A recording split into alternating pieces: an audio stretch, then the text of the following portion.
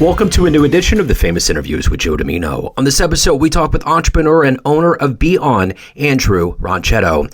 His extensive consulting experience gives him a unique perspective on how businesses can thrive in today's transformative and constantly changing technological landscape. Over the years, he has worked with various clients across multiple industries, utilizing cutting-edge technologies to enhance their operations. Presently, his focus is on developing a platform that prioritizes human performance. His team is working towards creating a human-centric companion that revolutionizes technology integration into daily life. We cover quite a bit of ground. Enjoy. So yeah, I'm looking forward to getting into your story with Be On and how you got to this point in your career. Where are you located, first and foremost? Well, I'm out of Houston, but I did some internships at Sprint, so probably right down the road from you because it looks like you're calling from Kansas City. Yes, sir. And I was raised in St. Louis, so obviously across the state. So yeah. Absolutely. Well, cool. Well, I'm looking forward to kind of picking apart some of those Midwestern roots. But before we get to that point, I want to know, 4 years ago, we were trying to figure out this pandemic. It was quite a momentous thing for all of us in many ways. How did you ultimately survive that time period? How did it change the way that you do business and how you do things now? I think it's the epitome of some of the things we're trying to address with Beyond. I look at from a personal perspective, I was a consultant. I was actually doing some M&A work at the time, and so we literally had to go completely remote and run the close 100% remote just about. And so that was definitely a new experience because I had to pivot the team 2 months away from the close to actually get it done and be successful with it. And we were fortunate to actually do that. No thanks in large part and big thanks to the team and their willingness to adapt and whatnot. But, I've been remote a lot of my time since then, maybe traveled a little bit internationally. And the biggest challenges for me is I find myself on a lot more virtual calls and having to really, I'll say, protect my personal time more. And I don't want to say bad way, but be aggressive about it because otherwise it gets lost. So I'm doing well. I can't complain. But yeah, it's a totally different experience today than it was 4 years ago. Certainly, and I think that was the thing. Everybody was wondering how things were going to change, and I think, the virtual aspect of it has been huge. So let's get into the heart and soul of what you do on a daily basis. And to do that, I'm going to put you in front of a bunch of third grade students at Career Day, and one of the kids is curious and says, "Hey, what do you do for a living?" How do you answer that child? Oh, man. So I will like to say, you see all these computers or, screens around you. I do work that programs them to try to help you out. So how technology can be a part of your life, but how you can also put it away and find the right balance so you can play with friends and family and be the person or the little boy or girl you want to be without it taking over and consuming your life. So I look at how we build technology, what you see, in a way that helps you be you. Wow, that's a great description. Good job. I'm trying here. No, you did great. That was a great description. So I'm curious, when you were in the third grade, what was the dream you had? What did you want to be when you grew up? Oh, gosh, that was so many years ago. The irony is I probably wanted to be an accountant. But I am an engineer today. So, I went through university to become an engineer and did consulting, but I wanted to be an accountant. I love numbers. In third grade, I remember, having the sheets with 100 math problems on them that you had to do in 5 minutes or less. And I would just blaze through it. I was like, I knew this, I can do it, and so who can do it the fastest? So I loved numbers back then. And I wanted to do that until I got a little bit of a nudge and a push in high school to do robotics. and decided to branch out and to do some student government in college and Boy Scouts. I mean, all these things kind of influenced me to kind of evolve. And of course, my parents were like, maybe you should look at Rolla as a place to explore and be who we think you want to be. So no, that makes sense. So take me down to the beginnings of your timeline in St. Louis. And what were some of those foundational seeds that were planted into you that made numbers fascinating, technology fascinating, being an entrepreneur, and all of these things that have contributed into who you are today? Well, I think there's probably a few things that come up right front and center. One, being from St. Louis, I went to private school and whatnot, and, variety of ethical and moral, aspects of how I view the world came from that experience. And I remember that wholeheartedly. I loved it. I participated in, my community as a result. And one of the things that my community always did was they would throw a carnival every year. And that carnival, my mom would, support it and run the game section of it. And man, I was just like in it. It was like, do we have enough stuffies? Do we have enough tokens? Can we get this? Can we get that? And I'd be there all night with her, making sure that the carnival, in specific, the game section was going off with a hitch. And I think that came from just being a part of my community and active. And, that also led me to Boy Scouts. Up until even through college, I became an Eagle Scout, but I went through Cub Scouts. I went through Boy Scouts. I even worked at the SBRF Scout Ranch down there. I was doing things for the district, really trying to make the program better. And because of all that, I was a business manager. So the experience of watching thousands of kids as well as adults, the chaperones and whatnot coming through camp every week, and how you deal with the money around that. There was actually, when I, fast forwarding to college, it was the second week of college, and the treasury position was open for the student government. And I was like, I can do that because I had been a business manager. And one of the people in the audience I think they were like, oh, I got this guy. He's a freshman, a fresh freshman. And he's like, how much money have you ever had in your hands before or dealt with? And I was like, you want cash or, just in the bank account? He's like, cash. And I was like, maybe $80,000 in cash in my hands. And it was like, the room's jaws just dropped. So I think all these different dimensions around just the numbers and how things operate and how to create, run them in efficient ways have all come from these different experiences, like of my community, of Boy Scouts, of university, etc. So who's been that hero for you, that inspiration in your life? Oh, man, there's lots of folks. I mean, I think, at a minimum, my parents, they definitely have created the opportunities for me to experience all these things. And they still do today, and they support me and challenge me even as a 37-year-old. I think that's where I'm at now. But that support has always been there, and I appreciate that. But also then, my wife, I'm able to do what I'm doing today because of her, because she supports me and loves me, and we're building a life together. And I think both of them, both my parents as well as my wife, are just the real heroes in my life because of what they're enabling me to go do.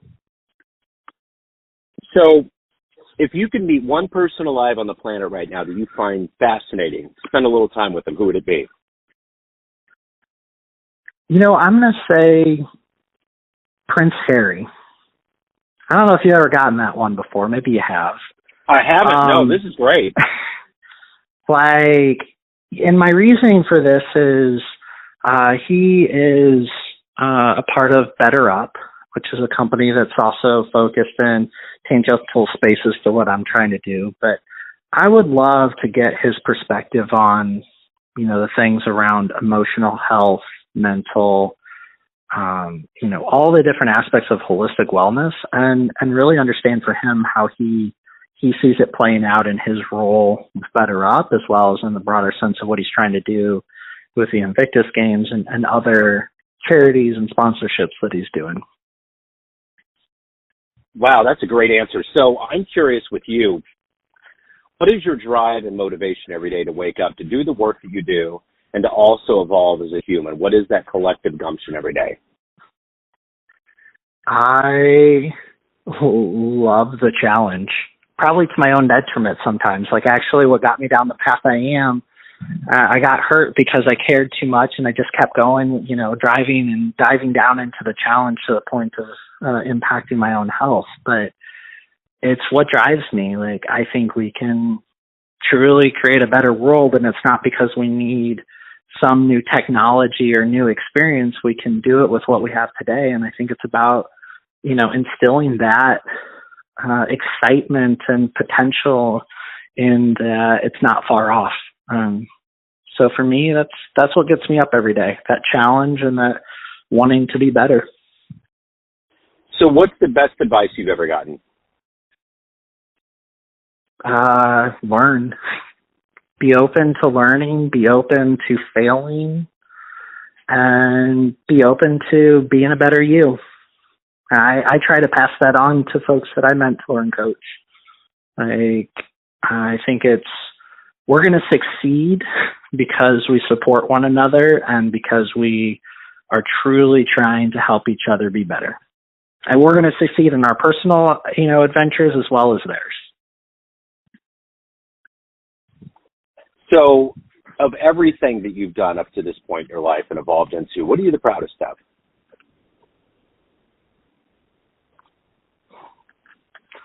I am proud of the relationships and the friendships that I've had both inside work and outside of work. Because I still learn so much from them today, and I feel like they ground me and make me a better person. And, what makes me proud of that is they're willing to do it. And, I don't know that we get enough of that anymore these days, but I wish that for everybody, because I find it so humbling as well as so amazing to receive it and then to be able to do something about it and look back and say, wow, look at where I've been and where I've come and what I've done as a result of that. So if you were to have a dream tonight, you ran into the 18-year-old version of you, and you could give that version of you a piece of advice based on the things that you've done, the life you've led, the wisdom you've gained, what advice would you impart on that 18-year-old version of you? You got to give it your all. You need to be open to change and challenge and be willing to put yourself out there. And you're going to fall and you're going to make mistakes. You need to be humble about it. And you need to do something about it to learn and be better in the future. I think those are the best things I could tell myself going back.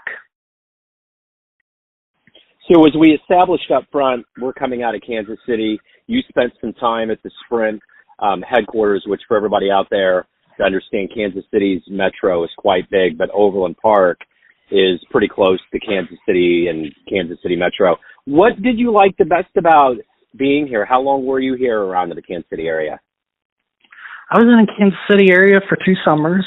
What I loved about it was the barbecue, hands down. Yep. I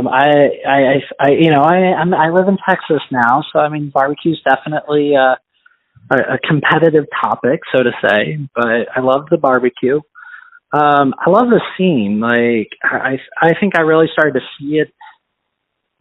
10 years, maybe 15 years ago, right as it was renewing itself, at least from my perspective, and opening up new ways of the community growing. And it's been amazing to see the after effects of all that and where Kansas City is today. But those are the two things that I absolutely love, is just how it's, changed itself into something that, could live on for generations, and the barbecue naturally. Oh, yeah. So at the end of the day, everyone has a perception of you, family, friends, clients, colleagues, but you run the show. What's your perception of you? Who do you think you are? Man, these are some tough questions. This is definitely, looking in. Yeah. I think the biggest thing I recognize, or I think about myself is, I never think that I have done enough to really get to whatever the point is. I feel like I could always be better. That probably is what drives me to do everything that I'm doing. But, I have to be reminded once in a while that there's a lot of things that I've been able to accomplish and do, and to be proud of those things and call it or take it as a win. But that I'm always looking at myself and saying I can do more. So let's say a time machine pulls up when we get off the call here, and you can go back in time and see one event in human history with your own eyes.